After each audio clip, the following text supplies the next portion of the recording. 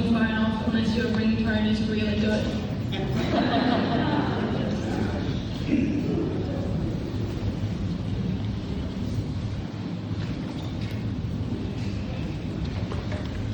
I would like to begin tonight with an acknowledgement of country.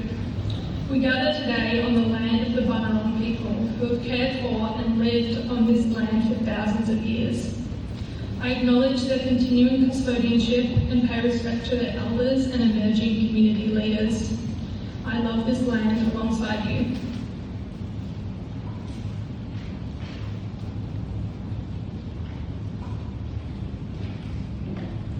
Welcome everyone, and thank you for coming out on this blustery autumn night to be together. My name is Elizabeth Gordon, and alongside my co-MC here, Chris Minaj, we will be leading you through tonight's forum on youth mental wellness. We like to run a tight ship, so we will be finished up at 8 p.m. on the dot. Youth mental health is everywhere right now. It's on the news, it's on our social media, and in our living rooms and classrooms. A recent report has shown that this generation, and that does include me, are the first to experience a decline in their well-being when compared to their parents. And for us, it's not hard to figure out why. Climate change, economic pressures, and the use of disruptive technology are on our minds every day. It is scary to be inheriting a world that the news tells you every night is going to be burning in 50 years. In a recent survey run by Headspace, a great organisation and one of our partners tonight, 49% of young Australians reported experiencing high or very high levels of psychological distress. These statistics are exactly why we're having this conversation today. I'm part of Peninsula Voice, and we're a small volunteer organisation. We've been running since 2014 forums like this on what concerns the community, and this is what we're hearing at the moment. We believe the community is strengthened when we get together to talk, listen and learn, and more importantly, to present information to you that hasn't come straight off TikTok. We care, and we have a lot of partners that do too, and they're with us today. If you haven't had the chance to meet them beforehand, you will afterwards.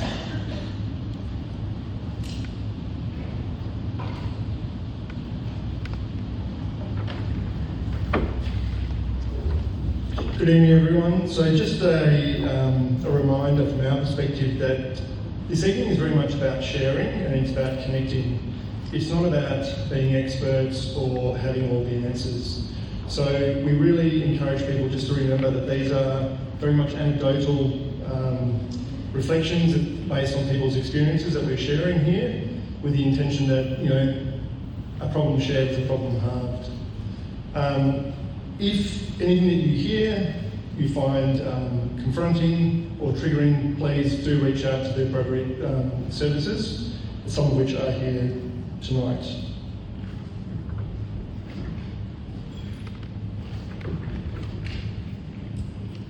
Okay, we're going to try something a little bit different here, so fingers crossed it works.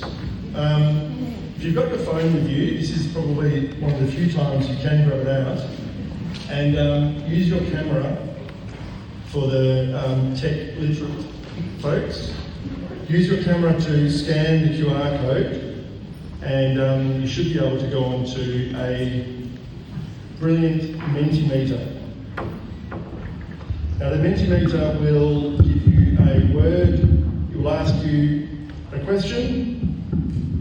What is one word that describes how you feel when your child is struggling?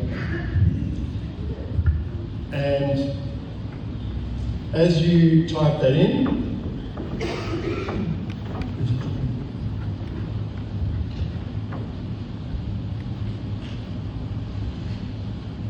we will hopefully see the word cloud appear.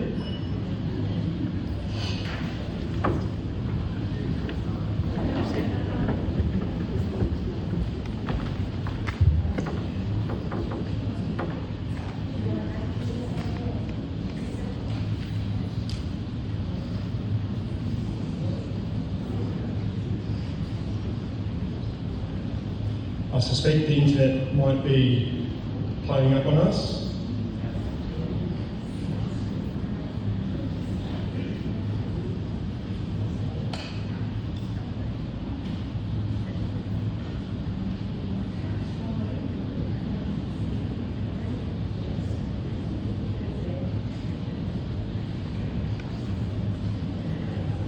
Here we go, folks.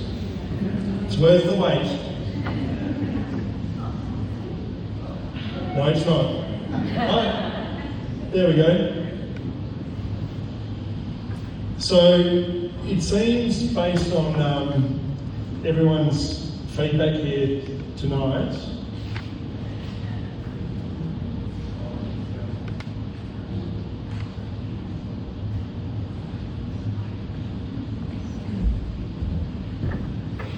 these are some of the words that, well done, Lucy. Thanks, Jim, well done. These are some of the words that come up as common themes based on all of your experiences managing or handling youth mental wellness. So obviously the words that are bigger are often the ones that come up most often. So helplessness, a feeling of sad, being stressed, worried, anxious. In fact, I think yesterday there was an article or a research that came out that said that 60% of parents at the moment are feeling stressed about parenting and about the challenges that some of their kids are facing. Now, this evening isn't about doom and gloom, it's about sharing, but then moving forward and understanding how we might be able to move forward. I also want to say these are a lot of the words I feel when the Mentimeter was not working.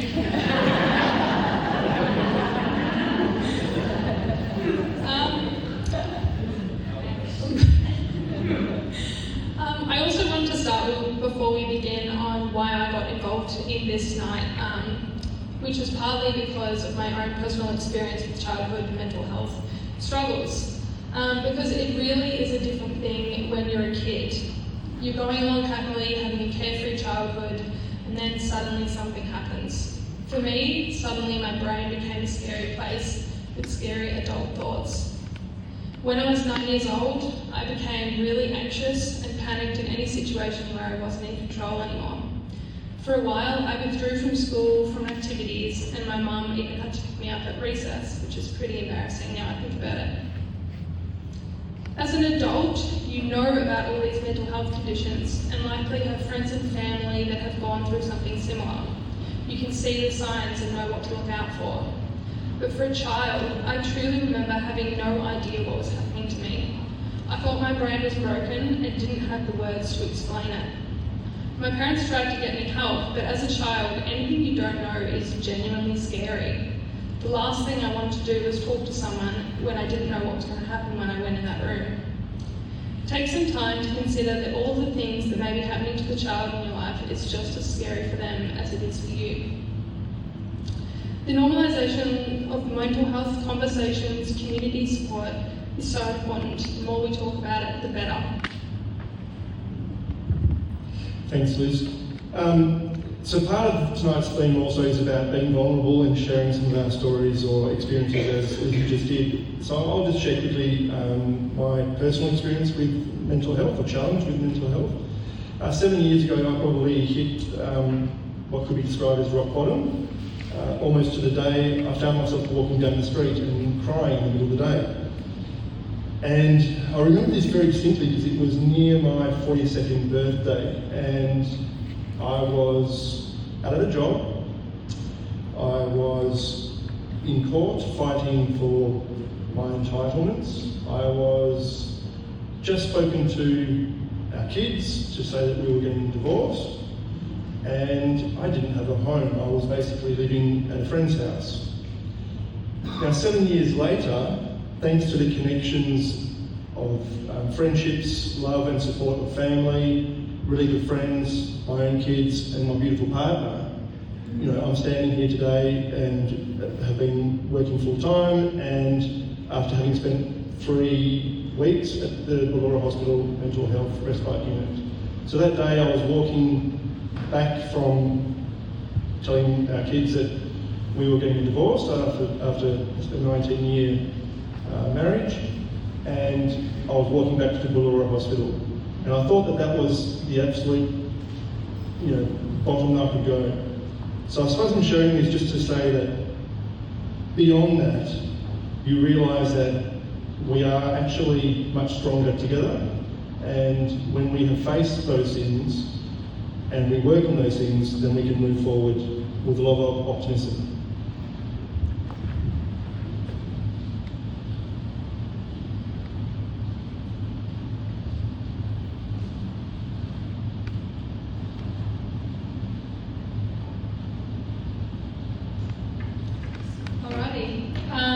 We are now very lucky to be having our keynote address, and we'll make sure the PowerPoint is working before we go any further. We're all a bit anxious. Yeah, very well. It's my pleasure to introduce Dr. Jodie Richardson, one of Australia's leading voices on anxiety, mental health and wellbeing. A former teacher, Dr. Jodie brings a rare combination of lived experience and deep expertise to her work. She's the best-selling author of Anxious Kids and Anxious Mums, a sought-after speaker in schools and workplaces across the country, and the creator of the Anxiety Toolkit for Parents. She also hosts the award-winning podcast, Well, Hello Anxiety. Please welcome Jodie.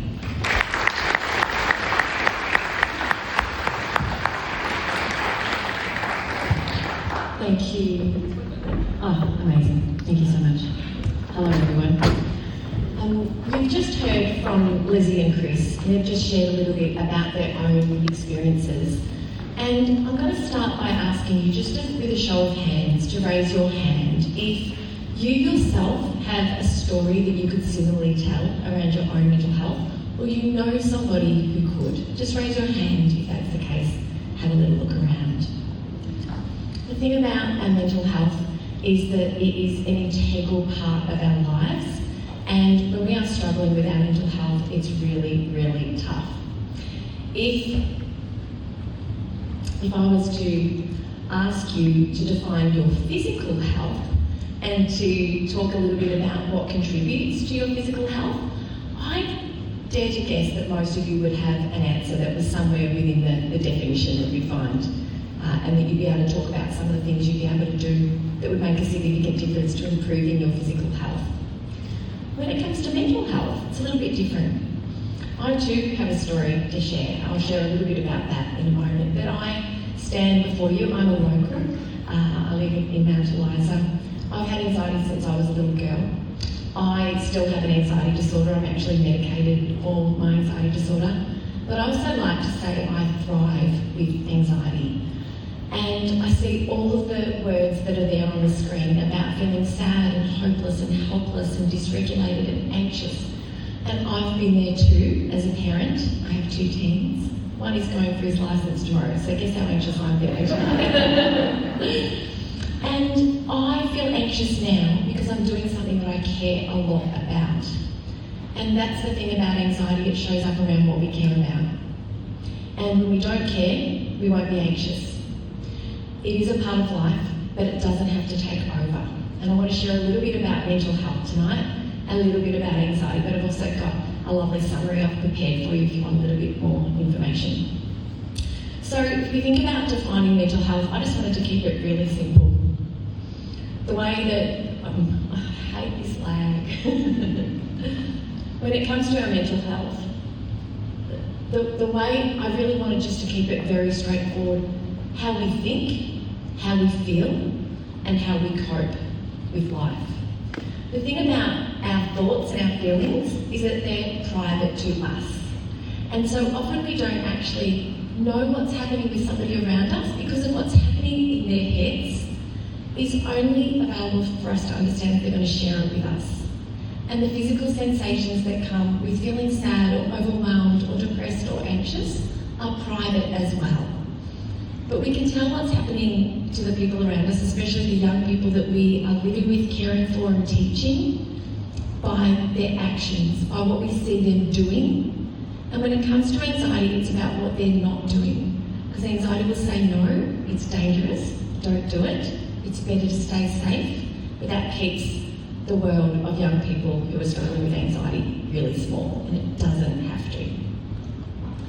So when we talk about mental health, one of the things that I say in my own family is I'll say to my kids, how's your mental health? I don't ever ask them about their physical health. I can kind of see how that's travelling, but I'll just say, how's your mental health? And we'll do a check-in. And that's something that I would encourage you to start to bring into conversation in your family homes. It's not easy for everybody to talk about it. I make a living about talking about mental health and anxiety, but it's not easy for everyone. And sometimes young people don't want to open up. So what you can start to do is talk a little bit about your own. As a parent, as a carer, as a teacher, wherever you're working with young people, you could say, hey, I'm struggling a little bit with my mental health today. I'm just having a lot of worries. But you know what, I've got a really good strategy I like to do. I'm just going to take a moment and just sort of settle things down. You don't have to tell them what you're doing. You don't have to divulge what it is you're worried about. But just in saying something like that, you've already started to normalise that this is a part of life. We all have worries. We can start to open conversations and role model how to cope and how to look after ourselves, and we make a difference collectively. Oh, hello. Could you please go back one? I love this slide, because this is a bit what life feels like. I don't know about you, but my life at the moment is just feeling like if one thing pops up, it's like whack-a-mole. And honestly, one of the things that I love to do, and I'm going to share this with you just for your own sake, because how we show up as adults has a really significant impact on the young people around us. We share our calm without realising it, and we share our stress as well. One thing I know I do, and a lot of people do this too, is hold their stress in their jaw, clenching, shoulders coming up tight.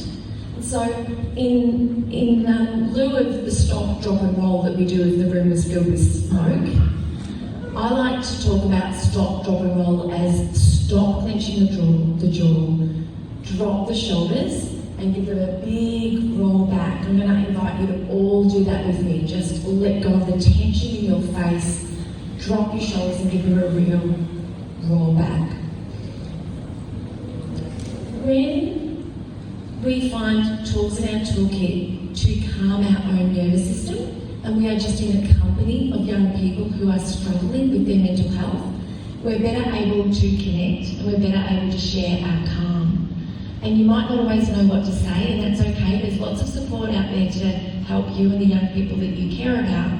But just being well and healthy and mentally well in yourself can go a really long way to helping you to support them, because it takes its toll. And when there's a mental health challenge in a family, it affects the whole people. It's really hard to be a kid as well.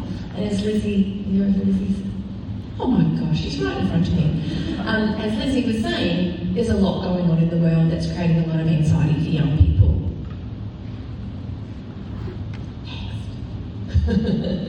Thank you.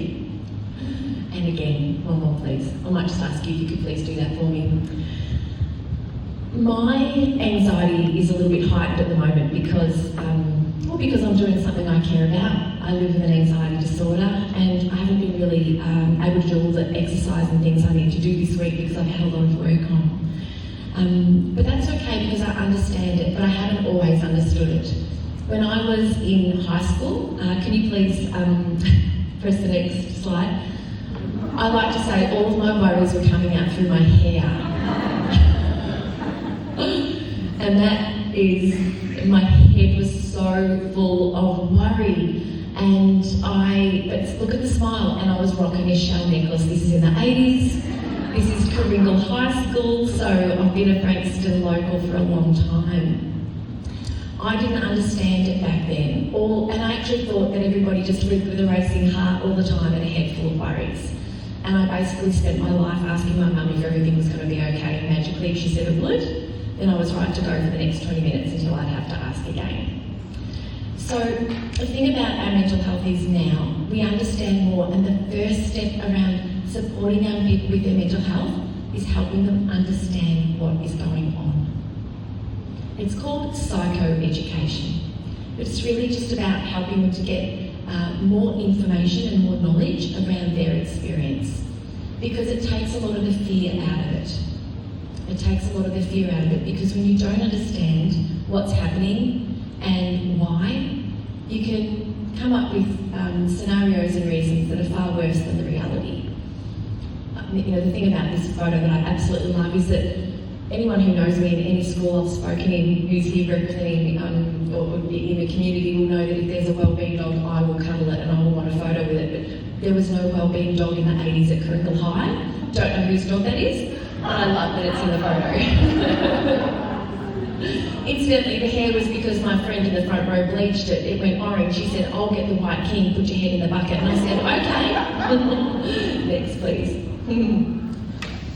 When it comes to anxiety, the one thing to know is that there is a part of our brain that is responsible for keeping us alive. It is a very important part of our brain. We need it to keep us safe.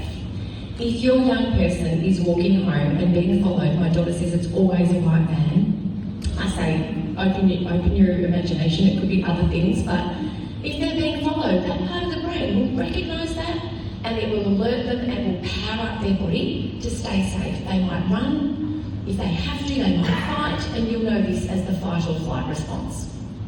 Now, that part of the brain for people like me and anyone who has an anxiety disorder, knowing that not everybody has a disorder, for people like me, it's larger and it's more sensitive, and so it sounds the alarm like there's a life-threatening danger, even when it's just a new opportunity, like handing your CV in at Macca's, or getting behind the wheel of a car with an L plate on the front and the back.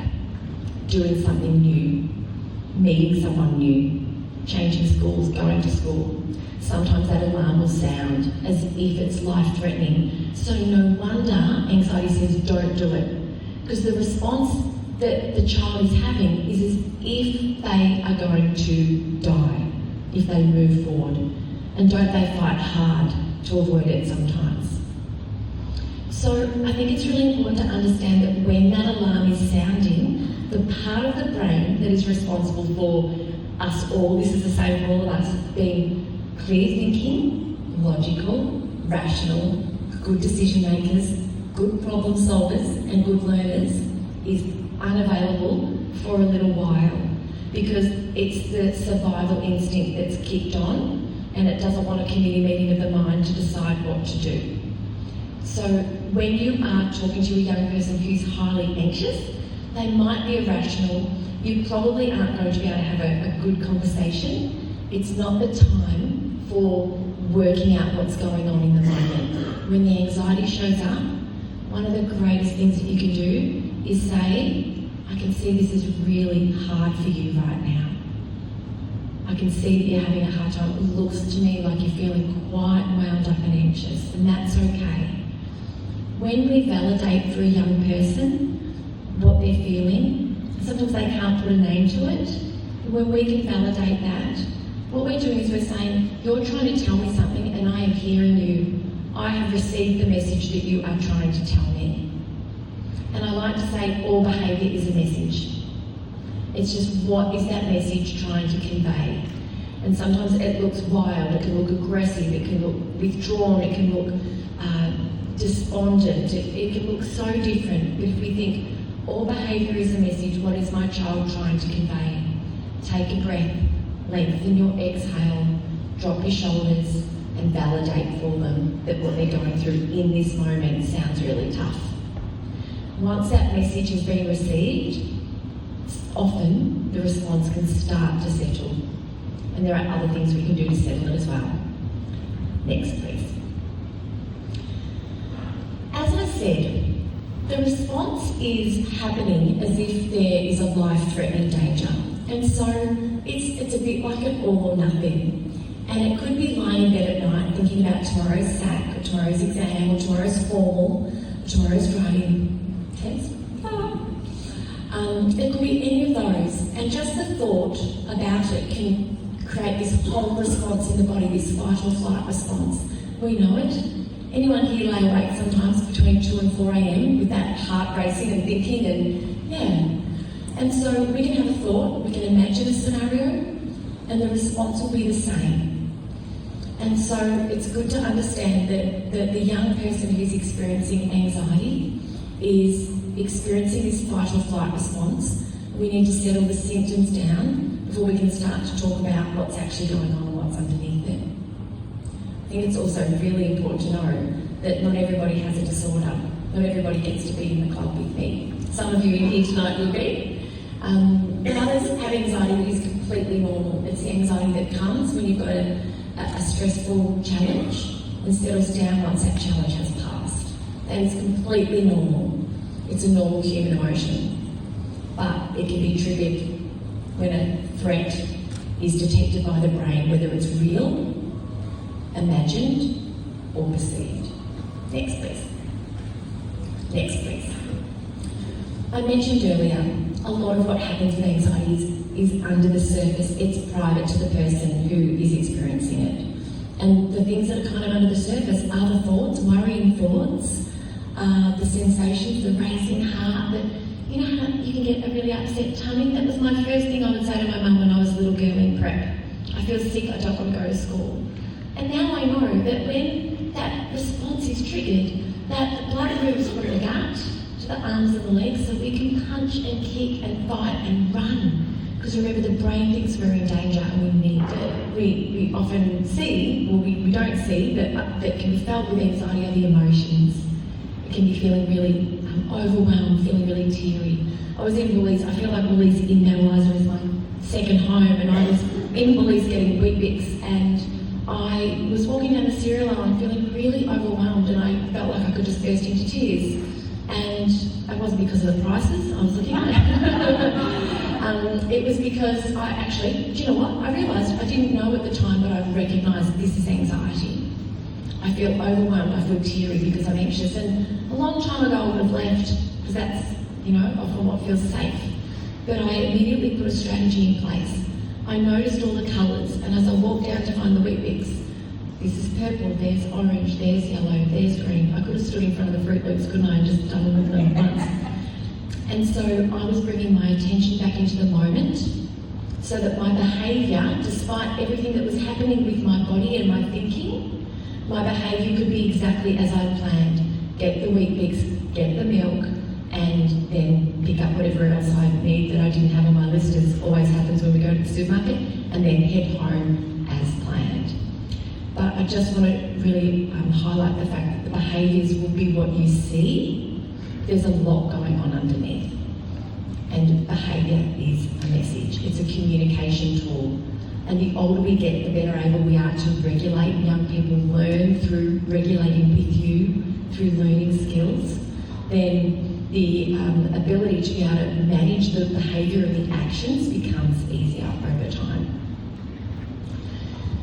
So just as we draw to a close, and I have got a QR code. If you want to download a PDF of a bit of a starter guide to supporting a young person, you can absolutely do that. But when it comes to supporting a young person, there are some key things to think about, and I've covered a lot of them already. We've only got a short time here tonight before we have our panel. Understanding, having some strategies to settle it down. A lengthened exhale is brilliant. Noticing and naming colours or items is another. Movement is another. Reframing unhelpful thinking. Overcoming avoidance, because the more you avoid something, the more the brain says, ooh, lucky we didn't do that, that must have been dangerous, and they'll just fight harder to not do it the next time. It's a stepwise, incremental approach that often requires a bit of extra help if you're at that point of really serious avoidance. And help is such a gift. And last of all, continue with a bit of extra support. I'm worried I'm going to fall off. Next, please. Hello, anxiety. Because that's what I do. Hello, anxiety. Here we are. Where are we going? What are we doing today? Come with me. You're not holding me back. It's taken me a long time to get there, but it's possible. Treatment is at hand. There's lots of support. And anxiety is absolutely a treatable condition. And the next one, please. Thank you. So, just to finish, we know that it is normal to feel anxious, it's normal to feel sad, it is normal to have a whole range of human emotions. So, how do we know when it's tipping over to becoming a bit of a problem? Well, the things to think about are this. Is it frequent? Is it happening a lot? Is it causing a lot of distress? Right? Is it becoming quite extreme? And or is it getting in the way of daily functioning? They're really good things to think about. And if you've answered yes to that you are noticing that it is becoming a problem, whether it's anxiety or sadness, low mood, disconnection, last one please.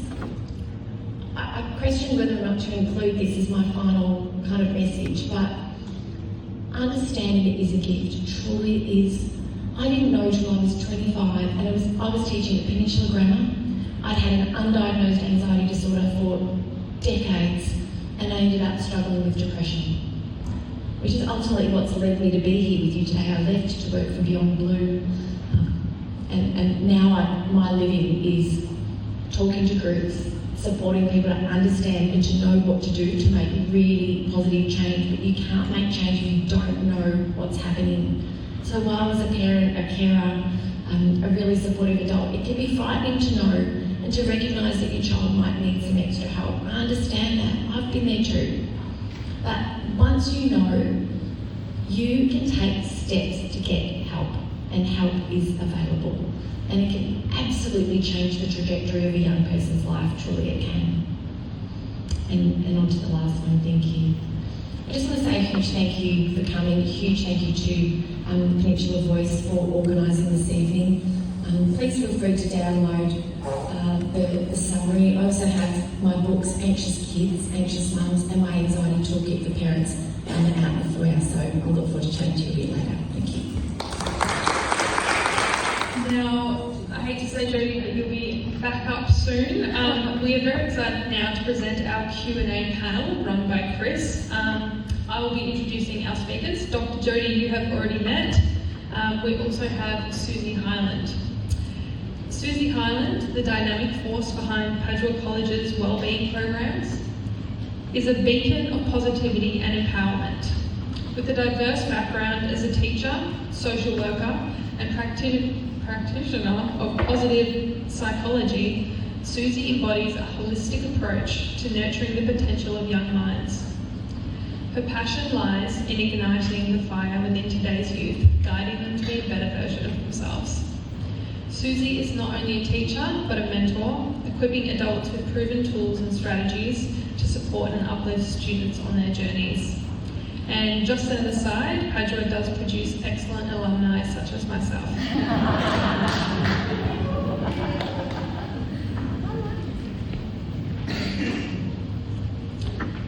We also have Danny Vaughan.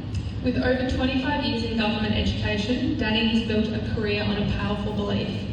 When young people experience positive relationships with their peers, the adults in their lives, and most importantly with themselves, learning thrives and future aspirations naturally follow. Danny's journey in education has taken her across two very different communities, from beginning her teaching and leadership at McClellan College to being the current principal of Mount Eliza Secondary. Across both settings, one truth has remained constant: student wellbeing and learning are deeply connected regardless of background and postcode. Now, we might try and get the PowerPoint working, but for now I'd like to invite the speakers to come up and hand over to Chris.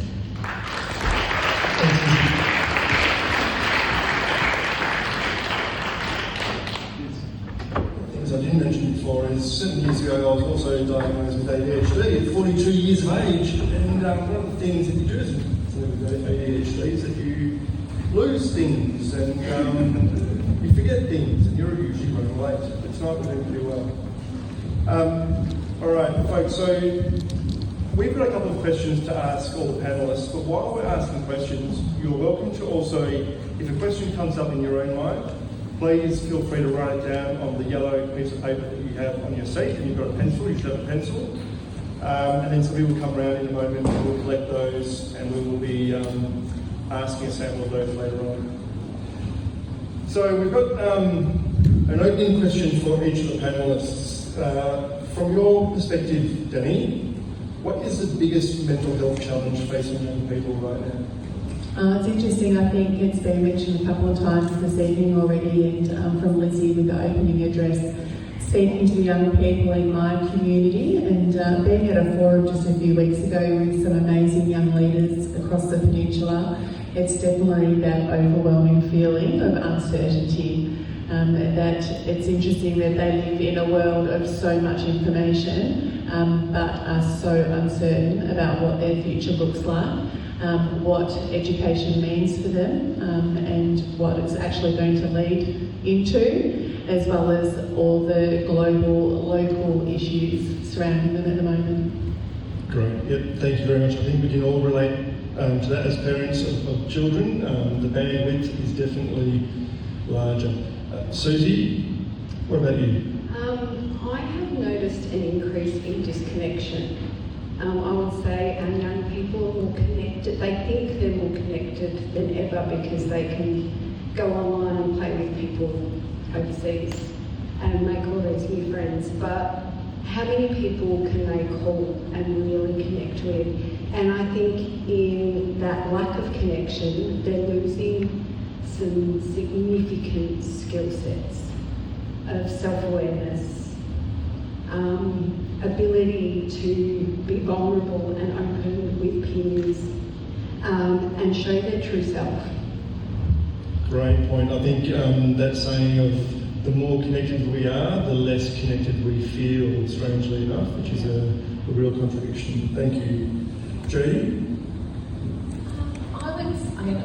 Anxiety is a huge issue. We know that in the pandemic it doubled amongst our young people, and the rates are really high. And as Lizzie shared that stat from Headspace, around 1 in 2 young people are experiencing really high to severe distress. One of the things, a little bit different to what Danny and Susie have said, one of the things that I'm noticing is the phone is at hand, and it's a really great distraction, and it means young people aren't learning the skills of discomfort tolerance. And we are diving on our phones for a little dopamine hit regularly as well. And if you look at how many times you pick up your phone, or you look at your teen's phone, how many times they're picking it up, whenever there's a little bit of discomfort, often that's sort of like the pacifier in a way. And what's really important about discomfort tolerance is being able to recognise how you feel and notice and name it. Have skills at hand to be able to take care of yourself and regulate yourself, and still be able to go out into the world and do the things that really matter. And I do worry with young people who aren't learning these skills, that when they're in the workplace and they're in places where they don't have their phone to reach for, or they're not allowed to, they might really struggle to kind of be able to really take good care of themselves and keep themselves well. Thanks, Jay. That's a really pertinent point. I don't know if we can all imagine a world pre-phones, but there's a lot of lost learning opportunities, I think, as a consequence of that. Okay, we might move on to understanding mental wellness, mental health challenges a little bit more, and the early warning signs. Susie, in your opinion, what are the most common signs that you and your staff might see when a student is struggling, and what should parents be looking for at home? Change in behaviour. Jodie said it in her presentation, that behaviour is a way of communicating. And when a young person, in my experience, has been suffering anxiety or stressed or something is bothering them, none of them behave the same way. The behaviours don't come out. There's not a golden ticket that goes, well, if they're behaving like this, it must be this. So it's knowing your child or your students well enough to know something's different, and then opening up the communication. It's funny, there's a lot of research around the hidden curriculum of that connection piece, that empathy, and as an educator, knowing your kids, your students, and the importance of that. And you've touched on that really well, thank you. Danny, how has student wellbeing changed in recent years? I suppose, Joe, you just mentioned since COVID that we've noticed particularly a change. What trends have you seen in schools? Well, I think attendance is a really big one. As I was driving to work this morning, it really saddens me to know that I'm part of a system where we haven't got that quite right yet, and that we're currently the state with the highest absenteeism rate across the country. I spoke to a representative in the department this afternoon actually, and I said I was coming here tonight and talking about those stats, and she she shared with me that the Mornington Peninsula is actually one of the highest rates within those statistics as well. So it's something that needs a lot of conversation. And it's about, as we've all said tonight already, everyone in this room, it's schools, parents and students taking ownership, their part in that as well, and different agencies working together to encourage and our students wanting to participate in community, and that includes school and sporting activities and the local theatre and PV, they can hanging out with their volunteer. friends, yes, volunteering, all those wonderful things, to get them away from their screens as much as possible, out of their bedrooms and into life. Yeah, I can certainly remember a time when mine didn't want to go to school, and it's hard to know what to do when you've got a 15-year-old saying they're not going. It's certainly quite challenging. Thanks, Danny. Jodie, for many families, as you know, anxiety is a big concern. What would be your rule of thumb in terms of differentiating between a normal stress versus this is anxiety, this is more elevated? It's really good to have the chance to talk a little bit more on this. So anxiety activates the stress response. And so it's really important to know that fight or flight response it's a biological response that is there to support us when we're challenged. When it comes to stress, which is kind of facing a challenge and don't feel like you've quite got the resources to face it, or anxiety, which is anticipating that something could happen. Either way, it's something that is really normal and really normal part of life, and we're biologically very well equipped to cope if we know how to close the loop on that response when it happens. So for us as adults, because our nervous system and our well-being has such a bearing on young people, when we can regularly close out our own stress loop, whether that's through breathing exercises or connecting, having a great phone call, having a really good laugh, doing some exercise, that might make you cry, some people don't like that. It's closing that stress loop. For our young people, stress and anxiety are normal. They're not to be feared. As long as they are settling down once the stressor has passed. It's natural to feel nervous about doing something new and uncertain. It's really natural, and so we'll see that anxiety rise, we want to normalise it, but it should settle down once that experience has passed. Not immediately. You have a near running on the road, a near miss on the road, your heart rate will skyrocket and it won't immediately settle back down just because you know you're safe. It takes a little while. So anxiety that is a problem is hanging around over weeks and weeks and weeks, and it's getting in the way. It's stopping them from doing things. It's causing a lot of distress, and it's happening every day. But I'd also like to add, please, if you're at all unsure and you're not sure whether or not it is a problem, please just go and have a conversation with your GP, because they'll be able to help you untangle it. Brilliant advice. Thanks, Judy. Moving on to sort of other practical strategies to tie into that. Susie, when a young person is struggling in class or in schools, what are some of the first practical steps that you would encourage parents or caregivers to provide?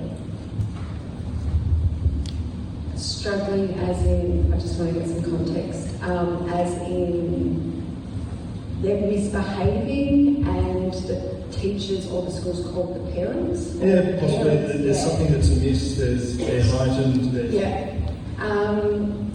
Communication between the school and home is vital.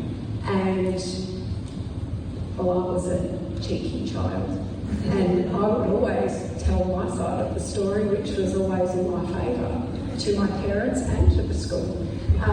So I think that's just human nature.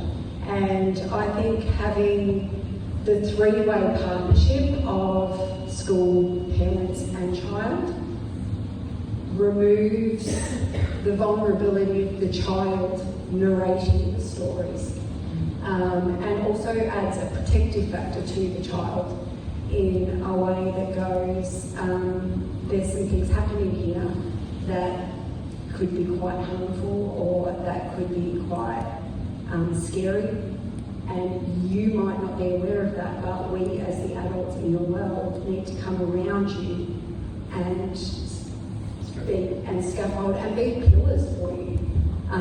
Not play against each other, not buy into that, but as a team, we will hold this space for this child. I like that notion of pillars. You know, we often talk also about points of reference to try and be a bit of a compass point for them as well, and help them keep a direction, which isn't always easy when a parent is in the thick of it as well. How do you navigate that space? How do schools navigate that space when you know that it's not just the child who's struggling, it's also at home? All we can do, like, as a school, we can't really support, like, we can support the parents in the sense of we're supporting the child. But if you're struggling, reach out. Schools will do whatever they can. Any school, and I know Danny would be saying the same, she's moving away. We'd rather know what is happening and you're all in the thick of it.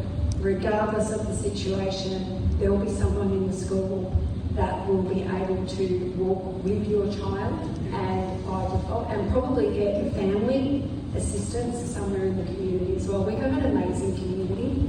Our stats might be scary in some areas, but our statistics in the volunteers and the local community organisations, you could see them on the board. There is always people around, and all the schools do partner with those organisations, and they'll do whatever they can to get the family support.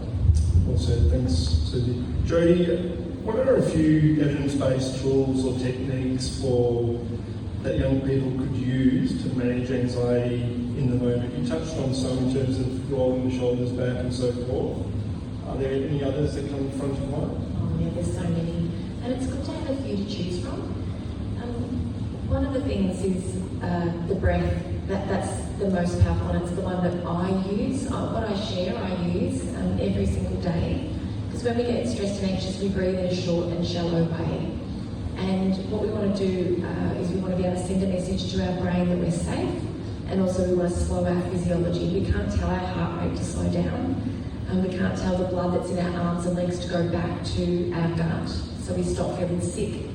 But what we can do is, if we can lengthen our exhale, we actually can slow our heart rate. Our heart rate goes up a little when we breathe in, and it slows a little when we breathe out. And so breathing in for 4 and out for 8. If they're little, blowing bubbles is perfect, or smell the flower, blow out the candle. But lengthening the exhale, you know, we used to say take a deep breath, but it's not about what comes in, it's about what's coming out. That's one. When it comes to young people, movement, I implore you, if they're not moving, movement is so powerful, and it doesn't have to be for long, because when the body is activated into that fight or flight response, the brain is expecting something to happen. Remember, the brain doesn't know that it's too many emails in your inbox, or if the young person is struggling because there's a different teacher in the classroom tomorrow. And so the brain is expecting some sort of movement, and so it can help bring that cycle to a natural end. Whether it's shooting hoops or dancing or jumping jacks or running on the spot or skipping, whatever it is, movement is really powerful. And the other one is the senses, using the example I shared when I nearly cried in the cereal aisle at Woolworths. It's funny, isn't it? There's no silver bullet as such. We know all these things, and yet we don't always remember to follow through. So sometimes maybe it's hearing somebody remind us, which is helpful. Thank you. Danny, any other really practical strategies that you can think of? I was just thinking when Jodie was talking, I guess from a school perspective, if you're working with the school in partnership and your young person has some kind of education plan or behaviour plan, wellbeing plan, whatever all the plans are out there, I think it's really important when strategies are being placed in those plans that students have agency and voice over those, that they are contributing to it. Because it's all very well and good for the adults in that space to come up with an amazing unicorn and rainbow approach. But if they don't agree to it, or they don't think it's going to work for them, then they're not going to choose to do it.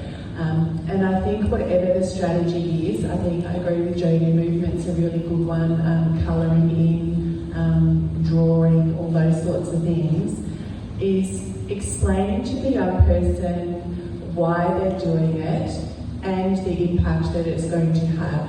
When I walk around the building for 2 minutes and I'm breathing, I am lowering my heart rate. When I'm drawing pictures of flowers, I'm perhaps redirecting my thinking, I'm being creative, I'm using both parts of my brain. So I think it's really important that we name the strategy, we name the symptom that it's trying to redirect for that young person. I'm an English teacher and have been for a very long time, and without doubt, when it comes to oral presentation time, I feel sick, I need to go home. So before I even start talking about oral presentations with young people, I actually go through fight-flight response with them, and I explain physiologically what their body is going through because they're going to be doing something very different and very vulnerable. And so I think it's about naming, explaining, normalising that we all share the same body, organs, everything, respiratory system, and it's very powerful once they understand what their body is telling them. Thanks, Danny. It's a really interesting point, isn't it? And there's a distinction there between normalising versus promoting. We were talking about this earlier, versus promoting the issue or encouraging the issue to come out. It's a fine balance, I think, and sometimes maybe the kids do have too much information than what their brains can Simple stupid, I'd say. Simple keep stupid. it simple, yeah, absolutely. Danny, sticking with you, if we can, because Susie mentioned, or you mentioned the stats around refusals, school refusals. Given that it's become a growing issue, what's driving it? Do we know what's driving it? Do we suspect what's driving it? And what approaches have you seen work best in countering it? I'm going to be really honest, I don't think we do know fully. I don't. I think even when you ask young people to try and explain that they find it really challenging, I don't know. I think it probably is a post-pandemic thing, you know, linked to that somewhere. And it is increasing. From my time when I started in Kringle at McClelland, it's not a new thing by all means, but I feel like there are more and more young people who are not coming to school. I'm also really mindful of that term, school refusal, because I feel like it has a connotation of oppositional behaviour. It's also, going back to what I said before, what Jodie's been saying, what Susie's been saying, is it's just sitting down and listening to your young person. And even if they're saying what they're saying to you seems really trivial, it's very real for them. If they're saying, I can't go to school because my friend is not going to be there because they're on school hop, because they're gone away on a family trip, sometimes we can say, oh, don't be silly, like, you'll be fine, there'll be other kids you can play with. But for them, it's very real, that fear of who am I going to hang out with at recess or lunchtime. So it's really about active listening, but it's also about that catastrophe scale. So it's also giving them some perspective. And I've used that with my own children, as well as with students, as well as, you know, if 10 is the worst case scenario and ones that, you know, you're going surfing with the most famous surfer ever on the Mornington Peninsula, whereabouts are you feeling at the moment? And if you do that a couple of times with low stakes, when things do become high stakes, and as Jodie said, that, you know, that it's becoming days and then it's becoming weeks, those strategies and those tools around catastrophizing things and having perspective is, again, a lot easier for that young person to label. Brilliant advice. I really like the one around analogies or metaphors, and another one I've heard is toolkits. You know, how's your toolkit today? Do you have lots of tools, or are you running out of a few tools? If you're bad with your handyman skills like me, then that might be a problem. Breaking stigma and building connection, and this is something that came up at the start, and I suppose underpins everything that tonight's about, is making those connections. Jodie, when you're watching someone you love go through a mental health challenge, that can be really stressful. It can be draining, it can be unrelenting. What advice do you have for parents in terms of how can they approach taking care of themselves and venting their frustrations in a healthy way during their time? It's such a good question because it's so hard on a parent and it can be really frustrating if school refusal or school can't is an issue, or there are avoidance challenges, or it's just really hard getting out the door in the morning and it's affecting your work, or it's affecting your own relationships, it's affecting relationships in the family. It can create frustration, it can create anger. And so it's so important that you understand that they're really normal responses because it is a difficult challenge. And to look after yourself, one of the greatest things that we can do, we're not meant to do this alone. No matter what your relationship status is, no matter kind of who's around you, hopefully everyone's got one person that they can turn to share what it is that you're facing. If you are the person who somebody turns to, you don't have to have all the answers. You don't have to fix it. We often feel like we need to jump to, how can I solve this problem? My friend's struggling. Maybe they're looking for advice. They're generally not looking for advice. They're generally looking for someone to say, that sounds really hard, or that sucks, or gosh, you are having a hard time with it, or that sounds really tough. Sometimes you can say, if you'd like some suggestions, I've got some ideas coming to mind, let me know. But when you are having a challenge with your child, your young person who you are caring for, please don't go through it alone. Turn to someone for some extra support and find ways to look after yourself so that you can take care of your own mental health, because that way you'll be able to better support them with theirs. Great advice, and I think it also ties into that notion of sometimes time together, just being together, even if it's just sitting down, even if they're on the phone sometimes. But I remember, a father coming to speak to me about a kid that I was teaching, and he was really struggling and couldn't connect. And he said, what are you all doing to connect with him? He said, we just spend a lot of time with him, whether we're walking somewhere or we're in class with him, we just spend time.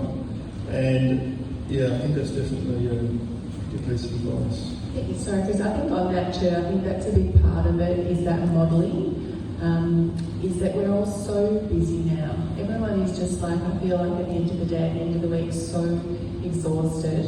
And I'm so guilty of this myself when my children are in high school, that everyone gets home and then just sort of scatters to their own rooms or their own sort of space in the house. But I think it is really important to just take stock and go, I'm so exhausted, but I'm going to go and watch Justin Bieber or Harry Styles, or I'm going to watch a TikTok reel for 2 minutes, so that you can have a laugh together and you can try and find some kind of common ground. Let your kids see you be silly. Let them see you be vulnerable. Let them see you not have to grab your phone straight after dinner or as soon as you get home or whatever it might be. I think modelling is so important. That's a great point, Danny, and I might stay with you just to finish up on a couple of questions. The first one being, what does a mentally healthy school or community ideally look like in practice? Not really. No pressure. No pressure. It's a great question, and I would say, and I would hope, and I think it would be true, that any principal on the Mornington Peninsula would want their parents to say that their children are going to a healthy school environment. For me, it's relationships. That's the biggest thing. As a leader of a school, the first thing I say at the start of every year is curriculum down, relationships up. Is that you are not going to have productive learners, you are not going to have kids that want to be in your classrooms if you do not have a relationship with that child. It's not always going to happen. We are all human. Teachers are human, believe it or not. And that out of 25 kids in a classroom, there just might be one that they knock heads with, and it might be yours. So again, it's just making sure that we try and find something you can connect with a young person. What did you do on the weekend? And so being on the Peninsula, and I'm sure you're probably, Susie and I were talking about this before, is you can't go anywhere. But the other day I was kicking myself that I didn't get out of bed to go to gym in the morning because I went at 6 o'clock at night, and it was like, oh my gosh, all the students. but red-faced and hair and whatever. But it was actually really lovely the next day because I had a young person who was dysregulated and was not having a great day, and I'm like, oh, how good was it at gym last night? And so it's just that connection. And they love knowing what you get up to, don't they? They have this really odd... They are so embarrassed and excited all at the same time. Yeah, exactly. And so am I. Susie, what if every person in this room could take just one action away from this evening to better support their young people, what would you want that to be?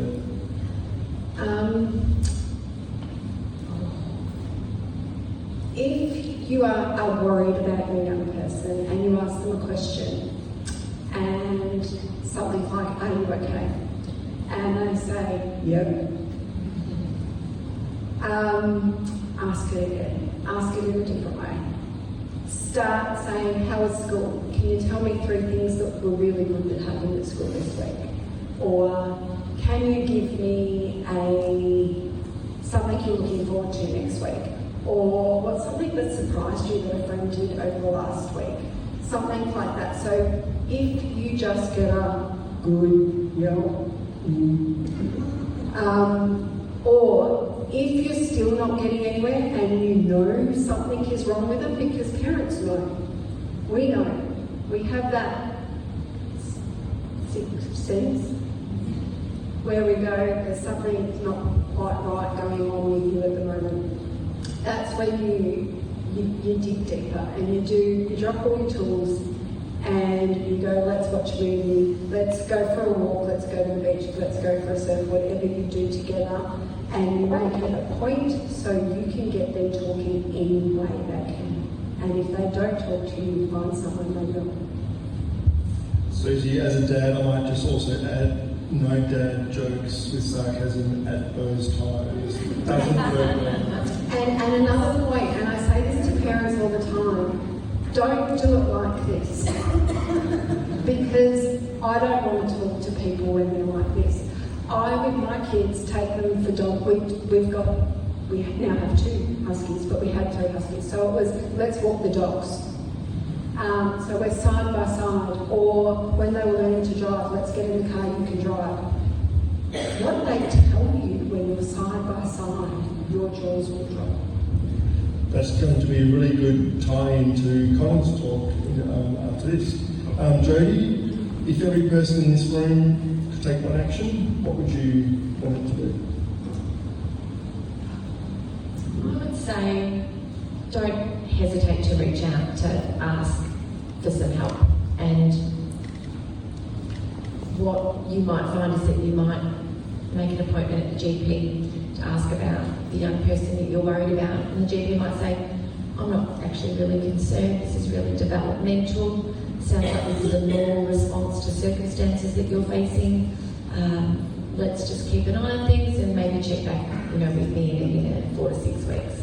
Alternatively, they could say, hey, yeah, I think this is something that we take a little bit of a closer look at. But the sooner you get some help on board, the sooner things can start to change. And we did have a discussion, the 3 of us, about often they don't want to, they're not open to help, to maybe seeing a psychologist or having a conversation. That doesn't mean that you can't continue to get support, share resources, and just let them know that you're always there. That's what I'll say to my kids. Sometimes my kids don't want to talk. If my daughter wants to talk, it's usually at 10:30 when I'm going to bed, and she just wants to tell me everything. And now she sends me little videos on Instagram about that, and we have a laugh. And that's a really beautiful little bit of a connection. But just to also be able to say to them, hey, you might not want to talk right now, but I'm always here and I'll always listen. You might not get a conversation happening that day, but you might the next. Beautiful advice. Thanks, Jodie. Danny, did you have anything? Just to be kind to yourselves. As mama and papa bears, we want to fix things. And unfortunately, I think sometimes with mental health, there's not a band-aid that goes on a scratch or You know, not always medication is not always the approach either. So just being kind to yourself, and I think the health seeking thing is a really big one. Great point. And I think showing or acknowledging to them that you're going through difficulties helps to normalise that for them as well. And that helps with vocabulary later on and all those sorts of things. All right, so hopefully we've got some really good questions here, which David will call out. A number of the questions, and we received plenty of them, and thank you for that. A number of them are basically have been handled already by the panel. They were done during the course of the evening, so I have selected a few. And the first one, you can see a young person is feeling lonely or disconnected. How can you support them with this? Does anyone want to jump in? I guess from a school perspective, so I don't know, I'm in a lot of primary schools. Actually, we work very closely on the Mornington Peninsula and part of the exec team as well. And I know in primary school there are a lot of initiatives around buddy systems and friendship chairs, and you know, they have the library open and doing things like that. In secondary school, it becomes a little bit more complex because the relationships become really complex, and young people become really more aware about who they are or who they are not, and particularly towards the end of Year 7 into Year 8, trying to find their tribe. And I think that's become more complicated because of social media, and not only are they trying to do that during school hours, but they're also trying to do that through different chats and other meetings that are going on. So I think, again, it's just opening the communication pathway with school. In high schools, we talk about your level coordinators or leads and things like that. That whoever your one person is at the school is to having that conversation, say, look, I've just noticed. And then there are different things that we can do as a school, you know, setting up groups during break times. Intervention has become a really big thing in schools. I think Susie would say the same thing. I think not even probably 10 years ago it was that model of one-to-one counselling, and you would go to the wellbeing centre, whereas now we're a lot more informed, and we know that when young people work together as a group in the intervention space, that's probably builds more resilience. So again, it's not really a silver bullet response, but it's just talking and having those conversations and talking to school about how they can perhaps set up opportunities and meeting new friends. Thanks, Jenny. Can I add to that? I think as loneliness is heartbreaking for young people, and as adults in young people's worlds, when you see a young person who's struggling and they're saying, I just don't have any friends, or I've tried and I've done this. Sometimes you can't fix that because the world is unfair. And sometimes the best thing you can do is give your young person skills enough to hold their head up high and be confident in who they are, regardless of who is around them, which is probably one of the biggest challenges we have in educating our young people. It's not a quick fix, but I had to have a conversation with a young person this week about that, a Year 11 student, because I honestly believe loneliness is one of the biggest issues we have. So that lack of connection is getting bigger and bigger. If I asked our whole school and I said, who here has felt lonely in the last week, I reckon I would get everyone putting their hands up. And that's about teaching them social skills. It's teaching them to be self-aware. What do they need? What do they want in a friendship? It's about teaching them how to connect in a healthy way. It's also about teaching them resilience, that sometimes people will be mean. How do you handle that? That is what you choose in your own values. So I know that's not a happy response, but... No, I think in Danny, it's reflective of the reality. You know, one of the fastest growing sectors within education, as we know, is the special assistance schools, one of which, a fantastic one, is here tonight in Junior College. I recommend that you step out and have a chat to them. Julie and Janine there. Danny, did you have anything you wanted to add in response to that one? Jane? Jody? Jody? No, I think they've answered really beautifully. Thanks, Jody. David, any others? Yes, we have a few. We have a couple more. We are on time limit. When do schools believe that the children are there, the parents have sent the children to school and really wanting the school to give them the social skills, to give them everything else that maybe parents should be teaching them at home? That parents ought to be teaching them at home, or could be teaching them. I think it goes back to that partnership idea, doesn't it? I think I can see a couple of people in the audience just there, like Luke and Desi, that you know, probably about 10, 15 years ago, I think in education we were very aware that we were going to have to start explicitly teaching those soft skills and capabilities amongst our young people and how they relate to each other and how they function within the community in a respectful manner and in a productive manner. So I do feel like in education we have come a long way in that respect, and there is explicit curriculum and assessments around all of that. In terms of the parenting side of things, absolutely is, I think, again, everyone has just become so busy. I think, that people are working longer hours.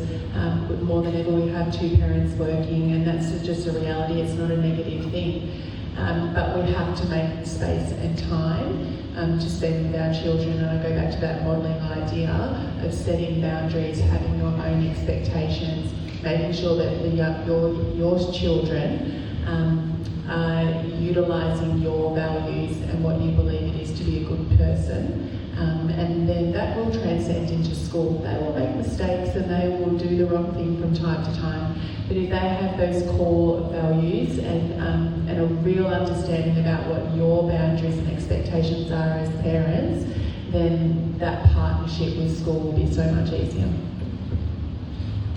Very diplomatically said and very kindly said, Danny. I think that, as a former educator who stepped out of the classroom because of the pressure, I would say that one of the things that would be really helpful for parents for all of us to remember is that schools are there for the right reason, the educators are there for the right reason, to remember the intent with which that support is provided, and a problem shared is a problem solved. Yeah, and I think the biggest thing that I've seen in the last, I would say probably 2 years, and it is increasing, is families feeling like schools aren't communicating perhaps as much as what they once did, or they're wanting more communication.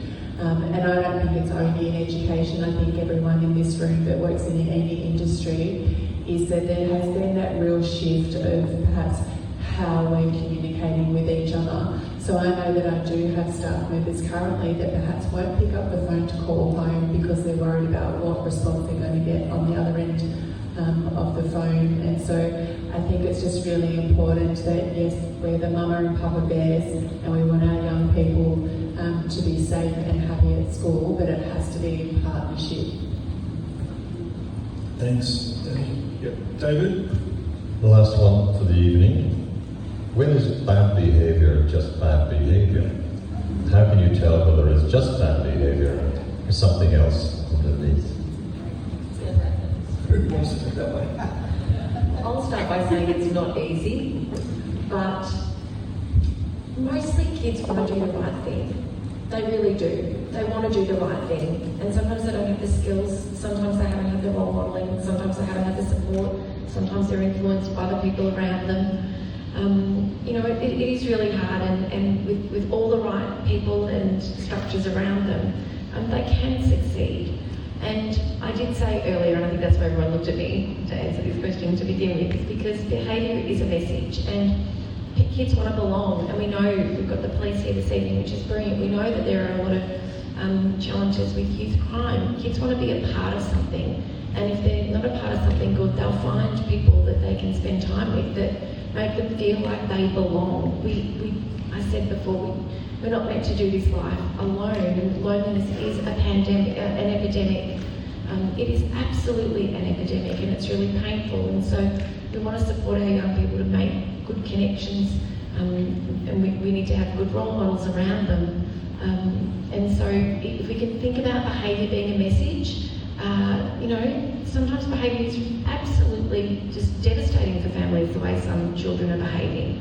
But often underneath that is something really big going on. So if we can obviously we need to address all emotions are okay. Not all behaviour is okay. I'm not saying to accept it, and there need to be consequences, of course, but there is usually something going on underneath, and if we can get to that and understand it more and address that, then often poor behaviour can change. Thanks, Jodie. Can we give everyone a clap,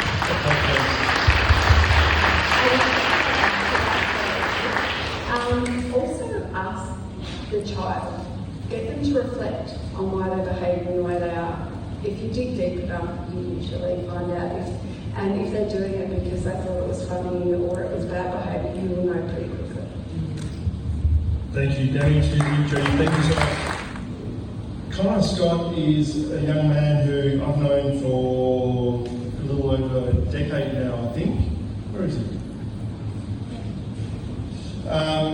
And I think this is a really good example of connection and support and growing together, because I learned as much from Connor as hopefully if you learned anything from me. But over the last 7 years, Connor has been working within the mental health space, following his own experiences battling anxiety and depression. In 2020, he co-founded the Zoop network in the midst of the pandemic, and the 9 for 9, raising over $200,000 for youth mental health. In 2023, this is not a typo, he ran 50 kilometres a day for 50 days, raising money and awareness for local mental health charity Speak and Share, leading to the founding of a mental health first run club in Dramana, Mind Over Miles. Connor has worked for youth mental health organisations such as Batir, sharing his own experiences with mental ill health in the hopes of facilitating greater awareness and knowledge. Connor recently completed his Master of Counselling, completing a 6-month placement at McKinnon Secondary College, where he worked one-on-one with students battling mental health difficulties. And I've seen Connor in action with young people, and he's an absolute joy to behold and a great role model. Can you put your hands together for Connor?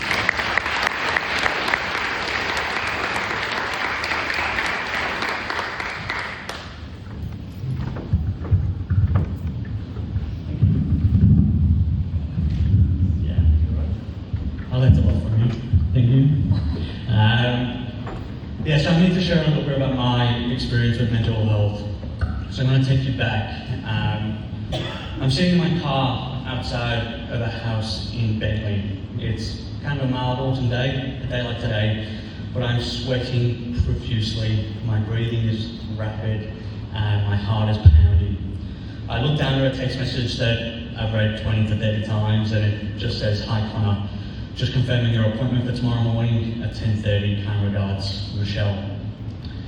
I tried therapy before, but it hadn't gone too well for me, so the idea of sitting in front of another mental health professional and trying to explain what was going on inside my head felt exhausting.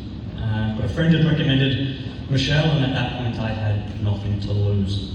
It was exactly 10:30, and to be honest, 60 minutes was what I was paying for, and I did not want a second more. I had no idea that appointment was about to become one of the turning points of my life. But before I tell you about Michelle, I'm going to take you back a little bit. I grew up in Liverpool, and I moved to Melbourne when I was 14, which is why my accent sounds like it's still trying to make up its mind. I grew up in a family that didn't have a lot financially and in a community that felt quite unsafe. There were times we'd be searching down the back of our couch for coins to pay for dinner for the night. And I remember from as young as 8 years old, I'd walk to the local shops with my mum with keys between my fingers to keep us safe.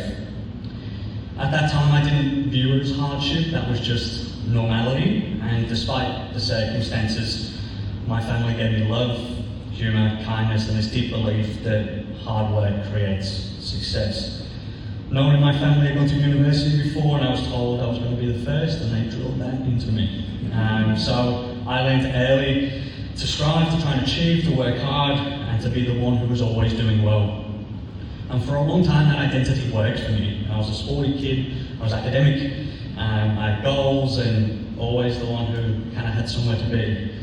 But in year 11, I experienced mental health for the first time. And although at that time I wouldn't have quite had those words to describe it. There was tension at home, and my dad moved back to Liverpool for a period of time, and I tried to support my mum as best as I could, but in doing that, I kind of let myself disappear. I stopped seeing friends, I stayed in bed, and every day I felt sick to my stomach, and I felt as though the joy had been sapped out of my life. I remember thinking to myself, I'm just so lazy. And in hindsight, lazy was an easy word for overwhelmed, anxious, depressed, burnt out, and emotionally overloaded. I remember this was at the time of school holidays. At the end of school holidays, I walked to school with an empty bag, and it was the first time in my life I hadn't done my homework. And instead of going to class and feeling ashamed for not doing it, I went to see my year level coordinator. His name's Howie. And Howie was one of those teachers that made every student feel as though they mattered. He greeted me with a big smile, a firm handshake, and a joke about my haircut, which, to be fair, deserves some criticism. It was a part with a straightened fringe. But then he noticed something. As I closed the door, he said, "Mate, what's going on? Are you alright?" And that was all it took. I just burst into tears. Howie slowed down enough just to see that something was different. He told me I had my back. He organised morning check-ins. He made sure my teachers knew I had something personal going on, and he referred me to the school counsellor. And if I'm being totally honest, I remember leaving his office and thinking, what can a school counsellor do for me? So as a typical 16-year-old boy, I didn't go, and didn't give her a second thought until many years later. I finished school, I got into physiotherapy, which is what I've been dreaming about since I was 11. Played high-level soccer, and made friends who felt like they were going to be friends for life. And from the outside, things looked perfect. Then in my final year of uni, life kind of changed. My parents separated, and I found myself trying to support my younger siblings and my mum when I didn't really know how to support myself. Then my auntie Claire passed away from alcohol-induced liver disease. She was only 42, and I come from one of those weird families where my dad's brother married my mum's sister. A bit weird. But Claire was like a second mum to me, and when I moved to Australia, leaving her behind was kind of one of the hardest parts, and losing her completely was something I didn't really know how to process. But a few weeks after that, I had a 4-year relationship breakdown. So in the space of a few months, I felt like the things I love most in life had kind of been pulled out from underneath me. And look, I didn't really understand what mental health was, and I didn't have the language to describe what was happening. All I knew is I just wasn't myself.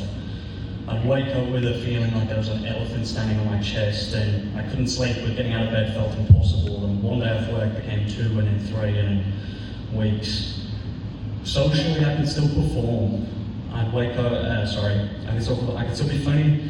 I could still go and show up at events and look like the life of the party. I remember getting compliments on how well I was coping with, how well I was doing and coping. But deep inside I knew it was all an act. Each day kind of felt like pushing a beach ball underwater, like that constant strain and fatigue.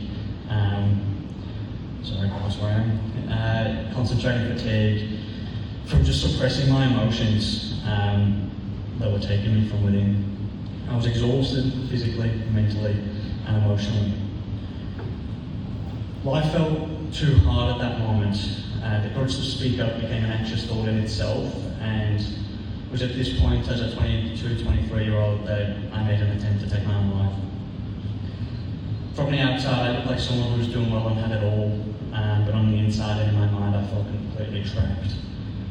Luckily, at that moment, my grandma called me.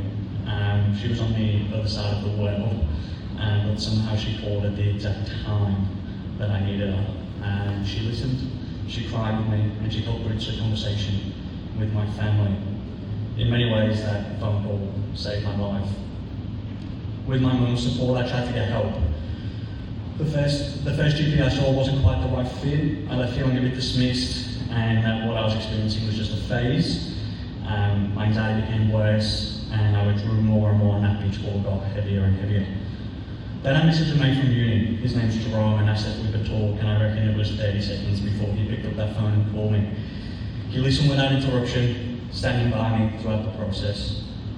Then he said, "Look, mate, I'm not really sure what to say, but one thing I do know is that I know you love running. Let's make a deal. We'll both put $50 a week in. We both run 3 times a week, and every Friday we'll have a phone call check-in. If we don't do it, the money goes into a pot, and then at the end of it, we'll do something nice together." It was so simple, but so powerful. It gave me connection, accountability, movement, and a reason to check in. And sometimes that's what support looks like. Just, I'm here, let's do one thing together. Later, I found a better GP. I tried medication, which helped take the edge off. I saw another therapist, but again, it wasn't quite the right fit. Didn't have the eye contact, no connection, and I just was lying on the couch, and I was just thinking, get me out of this place. But then I caught up with another friend, and his name's Carl, and I planned to open up to him, which was terrifying, but when I did, he met me with such empathy and understanding. And this led to him sharing that he'd been struggling with anxiety since he was a teenager. I've been best friends with him since I was 15, and I had absolutely no idea. Tal gave me Michelle's number, and he said, Tal gave me Michelle's number, and he told me that she'd helped him turn his life around. Which brings you back to that car in Bentley. I knocked on the door, and Michelle answered, and she brought me a cup of tea, and instead of making me feel like a problem to be fixed, she helped me understand what was happening inside me. She taught me that anxiety wasn't something I had to wrestle into submission. It was something I could learn to notice, understand, and make room for. She used the beach ball metaphor in a way that resonated with me. The harder we push emotions down, the more energy it takes. But when we allow them to float, and when we stop fighting every feeling, we can start choosing how we want to respond. It didn't fix everything overnight, but it gave me language and tools that have helped me stand in front of you all tonight. Michelle turned out to be that school counsellor that I neglected seeing back in year 11. The support I dismissed years earlier ended up being a support that I eventually needed. Look, I believe you don't need to be in crisis to be worthy of support. You don't need to have the perfect words or understand exactly what you're feeling before you tell someone that you're not okay. I don't feel like myself is enough of a starting point. And when you're on the receiving end of those words, I understand it can be daunting.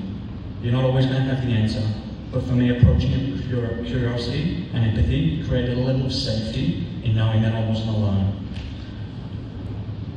I often hear people talk about mental health as if the goal is to get rid of pain, anxiety, grief, sadness, and I just don't think it's realistic.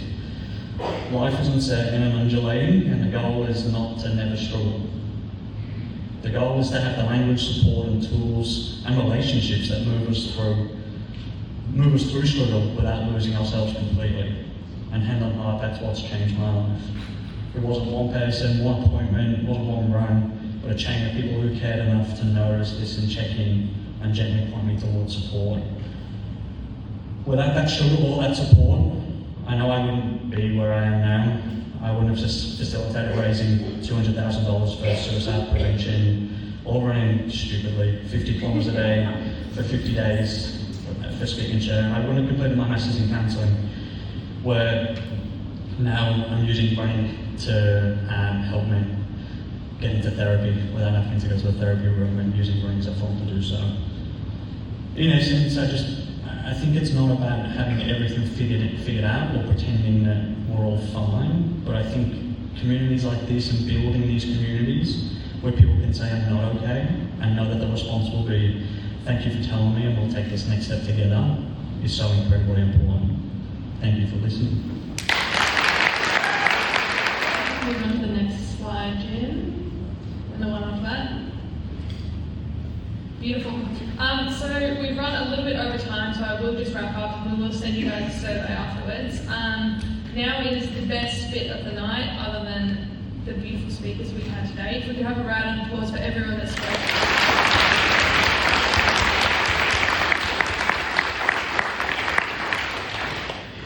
Now in the foyer we have our wonderful support providers, a cup of tea and some homemade treats, although there were more before I got to them in the kitchen. Everyone involved in running tonight is a volunteer or has donated their time and expertise, and I want to thank everyone involved. We also want to thank the Mornington Peninsula Shire. Your support is always appreciated, and we have a couple of councillors here tonight.